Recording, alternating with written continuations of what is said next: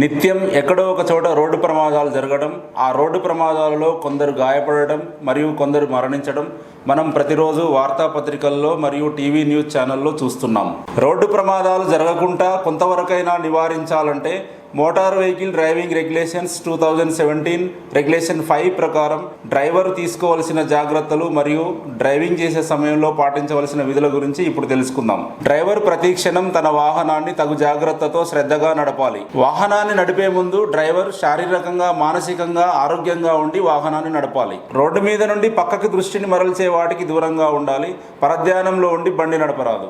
కాలినడకన వెళ్లేవారు, సైకిల్ మీద వెళ్లేవారు, పిల్లలు, వృద్ధులు మరియు అంగవైకల్యం గలవారు రోడ్డు దాటుతున్న సమయంలో వారి భద్రతను దృష్టిలో పెట్టుకొని డ్రైవర్ వాహనాన్ని తగు జాగ్రత్తతో నడపాలి. అవసరమైతే వారు రోడ్డు దాటే వరకు డ్రైవర్ తన వాహనాన్ని ఆపాలి.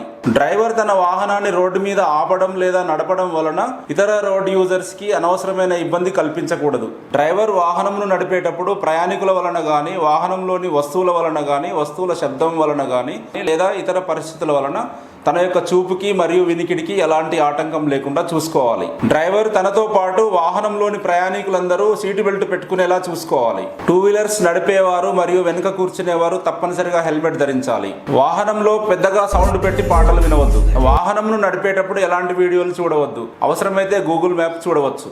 మద్యం, మాదక ద్రవ్యాలు సేవించి డ్రైవర్ వాహనం నడపవద్దు.